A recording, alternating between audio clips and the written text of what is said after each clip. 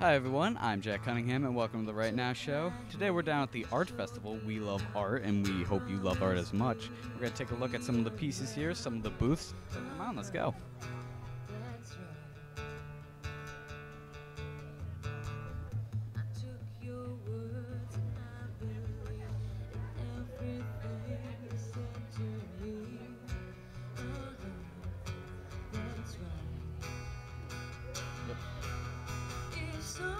All right, I'm here with Bill and Michelle looking at the fresh cut glass. Bill, tell us about some of your products. So Michelle and I are glass artists. I do blown glass. Michelle does stained glass panels, and we have a lot of joint projects that we do together. So it's we have infusion jars, window panels, ornaments, paperweights.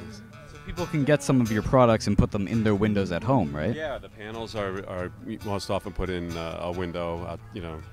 Sometimes they're custom made to fit in a door and those types of things. But yeah. What does some of the process include when making some of these? Well, for us, there's a lot of pieces that come out of the hot shop that I do that I contribute to Michelle, who designs and makes the window panels. So you got some very beautiful work here. What does it take to get certain colors? Like I see this one here's got a mixture of orange and blue and yellow, and others just beautiful colors here. How do you do some of that? So there's a few different techniques. This particular piece here, you actually have to do multiple gathers in the hot shop and color the gather.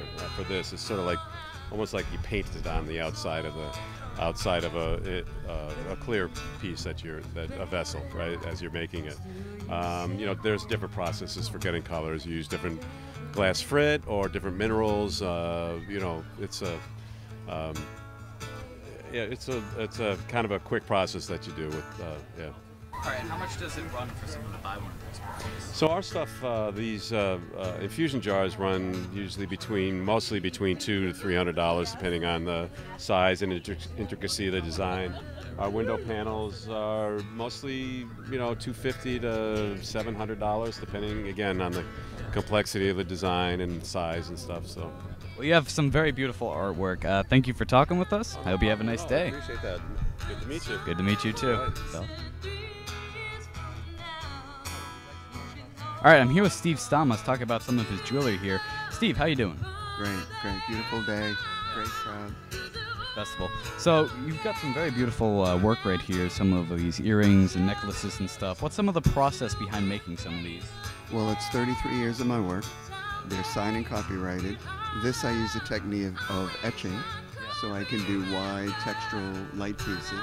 And these lost wax casting, which is like miniature carvings. So I can do different techniques for different effects. So you say you've been doing this for 33 years? Yeah. What got you into this business of making this? Well, I was a fine artist before this, and then I just decided it would be a neat way to make a living and still use my talents. So, and women give me money, so that helps. Now, if I want to buy one of these, how much would it run me? Well, $59 to $198 are the average prices. It's from plain to with 14 karat gold filled inlays, sterling, of course, semi-precious stones. So, in that price point. Well, it's very beautiful. Thank you for talking to us. I appreciate it. Thanks for coming by. No Good problem. luck.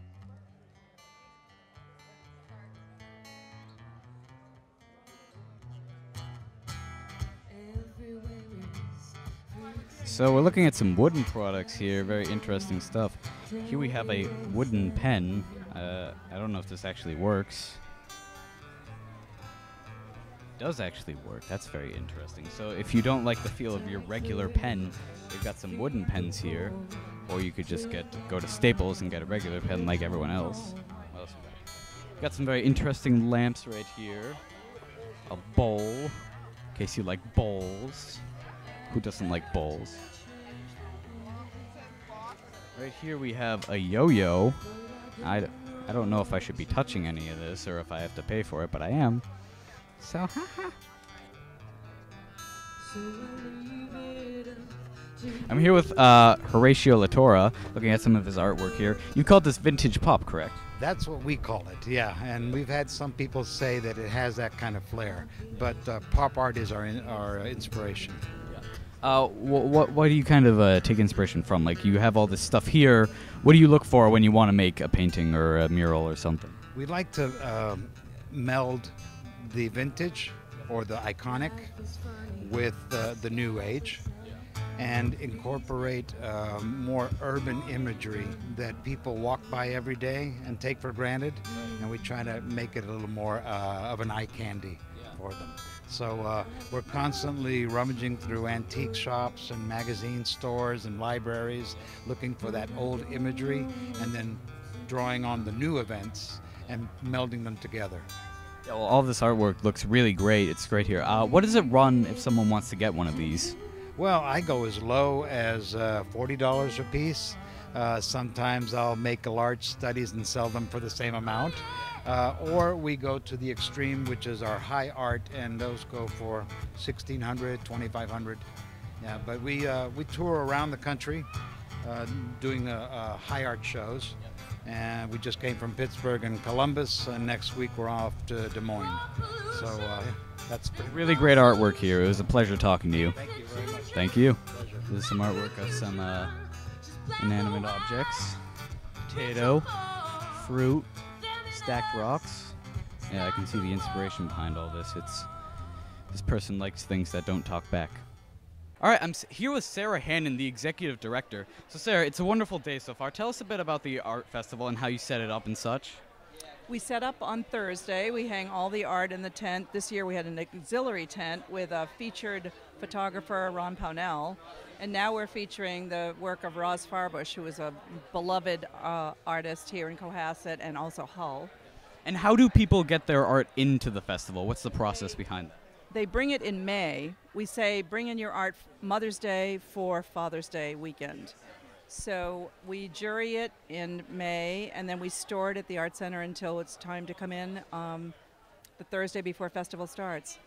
And we see a lot of booths here selling stuff of art people made. How does that work? Do they just call you and set up, or what's the deal?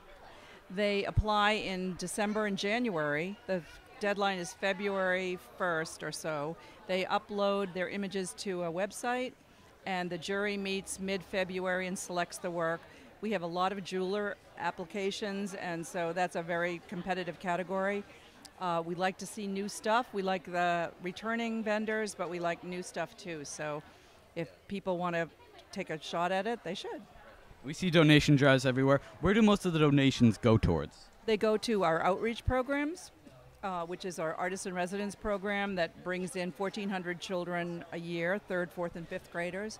And we also have an Art Star program where we bring in high schoolers to do murals on the back of our building. So we're running out of building a little bit, but we're going to maybe use the front of the building to continue. All right, nice. Is there anything else we should know about the festival? We're very grateful for the weather. That's a big worry in the spring when festivals coming around. But it's just a wonderful community activity where the Congregational Church supplies strawberry shortcakes, and the lobster rolls are not here this year, but next year they'll be back. And of course we have sponsors, Image Resolutions in Norwell and Working Gear, and a lot of people who help us fund this event. So we're very grateful for that. Thank you very much, Sarah. We're going to take a look at some art now. Okay. Thank you. Very interesting image right here. We see a very inspirational piece. We've got the mom in the background, the 2 boys jumping overboard to save their friend here who's bleeding mustard as the shark comes in to Liz Boston is the name of the shark, apparently, and she's swallowing him whole. The dad's like, "Get back in the boat, you silly." And this guy is trying to row, but the shark's in the way, so he has to pause a bit and just look onward. And in the background, we just have a lighthouse. Pretty nice stuff. The artwork here is very, very inspirational. Great strokes and stuff. Very, very nice. It goes for $15,000 or $1,500. A little pricey, but you know, worth it if you like sharks and people going to funerals and mustard.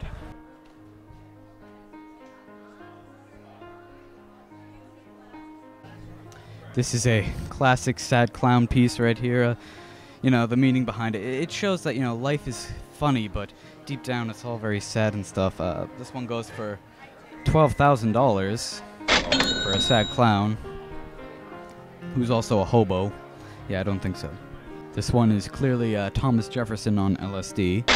You can tell by the assortment of colors and the face. He looks confused because the drugs are messing with his mind, but he's also thinking because he's Jefferson.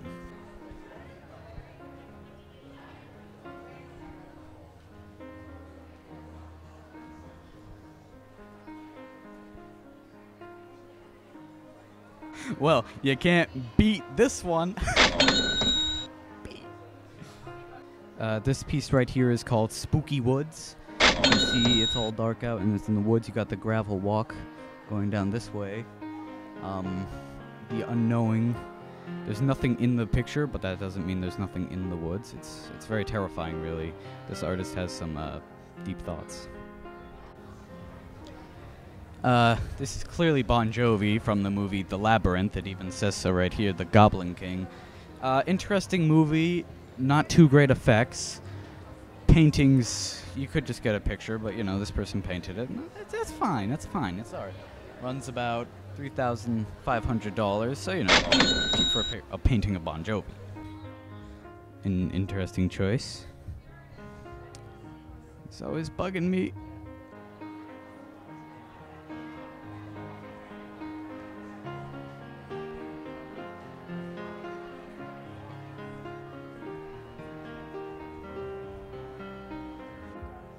All right, I'm here with Owen. He's the second prize winner of his artwork here in the tent for the youths. So, Owen, tell us a bit about your art. This piece specifically? Yes. Okay. It's made out of brown Conti crayon and Sharpie, and it's pretty much just, I don't know, it's a woman's back and a tattoo. Do you have any inspiration for making this art? Like, why'd you want to draw this? Well, I remember I wanted to make a piece for the Blue Ribbon show last year, and I was just kind of like playing around, and I made this piece, and I've liked it since. So. Well, 1 second prize. It's really good. Congrats. Yeah, thank you very much, Owen. All right, well, that was a ton of beautiful art. There's a lot of art here we didn't get to cover just because there's so much. If you have the chance, come next year to the art festival, and it'll be a fun time. And thank you for watching The Right Now Show.